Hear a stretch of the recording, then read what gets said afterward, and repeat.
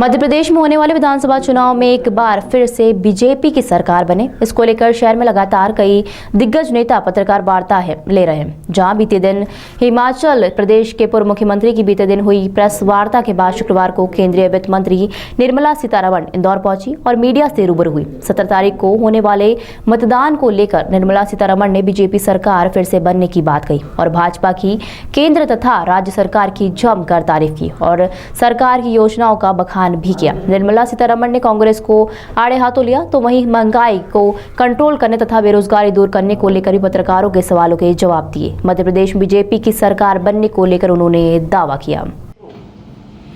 First 2 tracks जून 2024 के अंदर ready हो जाएगा और उसके कारण एंटायर प्रोजेक्ट को 2026 तक होने के बावजूद भी उपयोग में आएगा। एटलीस्ट फर्स्ट 2 ट्रैक्स का डिस्टेंस इवन फ्रॉम जून 2024 पूरा खत्म होने के बाद 31 किलोमीटर्स को 28 स्टेशंस के साथ इंदौर का मेट्रो पब्लिक सर्विस में आएगा, जिससे नागरिक को सुविधा होगा और जिस शहर क्लीनेस्ट माना जाता है, स्मार्टेस्ट माना जाता है, उसमें पब्लिक मेट्रो जैसे ट्रांसपोर्टेशन के कारण और पोल्यूशन कम होगा। It will be one of the most efficient public transport facility. 2028 के अंदर पीतमपुर और उज्जैन का भी वाया सावर कनेक्शन होने वाले हैं। इसीलिए एक कॉम्प्रिहेंसिव प्लान के तहत मेट्रो का जाल बिछा रहे हैं, ना कि ओनली वन सिटी मेट्रो। इसमें पूरे इंडस्ट्रियल इलाका और मध्य प्रदेश का कनेक्टिविटी का प्लान है। फिर मैं याद दिलाना चाह रही हूँ 19 फरवरी 2020 को एशिया में ही largest bio CNG plant Indore में प्रधानमंत्री जी ने इनॉग्रेट किया। फिर 14 सितंबर 23 को 2 IT पार्क का भी उद्घाटन हुआ। ऐसे ही लाइट हाउस प्रोजेक्ट के तहत अक्टूबर 23 में 1024 रेसिडेंशियल यूनिट्स का कंस्ट्रक्ट करके हैंडओवर भी हुआ। इससे बड़ा विषय पब्लिक ट्रांसपोर्ट के नजरिया से Indore will be one of the biggest rail hubs for central India. 6 direction में रेल कनेक्टिविटी इंदौर केंद्रित होने वाले हैं। उसका काम शुरू हो गया है। ऑलरेडी आपको मालूम है कि कैबिनेट के द्वारा इंदौर, मऊ, खांडवा और अकोला रेल लाइन का अप्रूवल मिल गया। ऐसे इंदौर मनमाड, इंदौर दाहोद और इंदौर जबलपुर रेल लाइन का भी अप्रूवल हो गया है। मगर ये सब शुरुआत है। Ultimately rail hub for central India Indore बनने वाले हैं। इसीलिए रास्ते में आने के समय हमारे माननीय सांसद जी मुझे रेलवे स्टेशन दिखाते हुए बोले कि we are expanding it, there will be a new railway station also. ये सब इंटरलिंक्ड है कि अल्टीमेटली इंदौर का सेंट्रल ट्रांसपोर्टेशन, रेलवे ट्रांसपोर्टेशन का हब बनाने के लिए जो प्रयत्न चल रहे हैं। बीजेपी के विषय में बोलने के बाद जरूर आपको याद दिलाना चाहती हूँ good governance, corruption free government के विषय जब मैं बोल रही हूँ, आप ऑपोजिशन को देख लीजिए।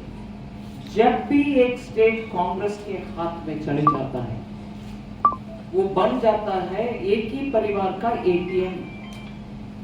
उस राज्य का डेवलपमेंट के लिए कोई ध्यान नहीं रखते।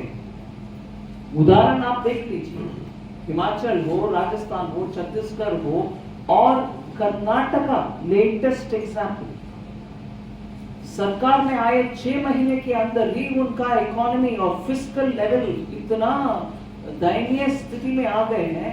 अभी वो मांग रहे हैं कि और पैसा दो, हमारे प्रॉमिस को हम निभाना चाहिए। आपके प्रॉमिस दूसरे और आकर के पैसा देकर के निभाना है क्या? स्टेट का फिस्कल मतलब टैक्स और उससे आने वाले रेवेन्यू का ध्यान में रखते हुए स्टेट को आगे ले चलना चाहिए।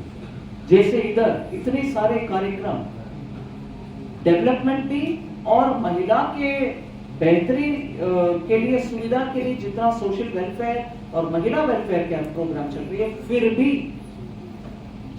डेट टू जीडीपी के सापेक्ष में ऋण, इसका फिगर मैं कल भी बोली, आज भी बोल रही हूँ, it was more than 31% of GDP. 31% of GDP was only that earlier. अभी वो कटौती रेगुलरली करते आज एक गुड गवर्नेंस वाली सरकार ने उसको 27% को ले आए. This is how good governance can work, not the way Congress governments have been doing. I'll give promise, but somebody else will have to finance me.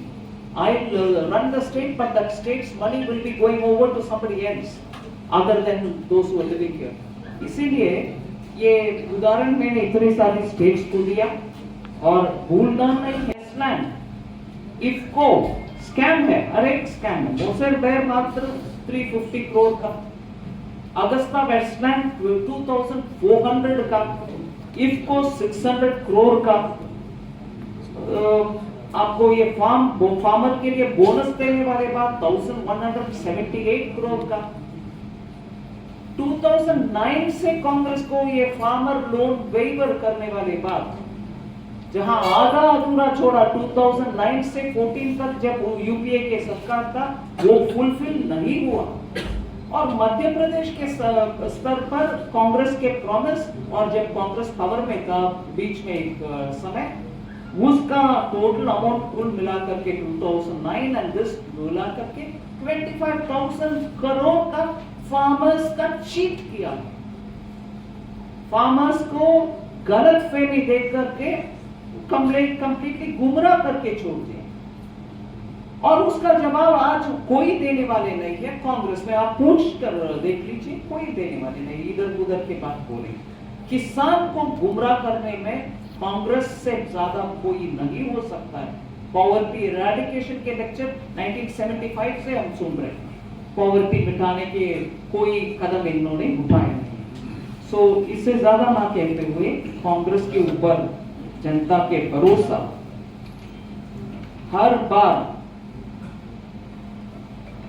एक सपना जो अधूरा रहता है वैसे ही है. कांग्रेस के प्रॉमिस के ऊपर भरोसा करना, वो सपना साकार नहीं होगा कभी. मगर बीजेपी के द्वारा आप देख रहे हैं, केंद्र सरकार भी, राज्य सरकार भी. मैं एक और बार पूरे केंद्र सरकार से मध्य प्रदेश के लिए कितना मिला, कौन सा टैक्स के द्वारा, कौन सा ग्रांट के द्वारा, कौन सा कुछ और स्कीम के द्वारा, इस विषय में ना चल रही हूँ. मगर इतना स्पष्ट एक विषय है. एक और छोटी सी बात मैंने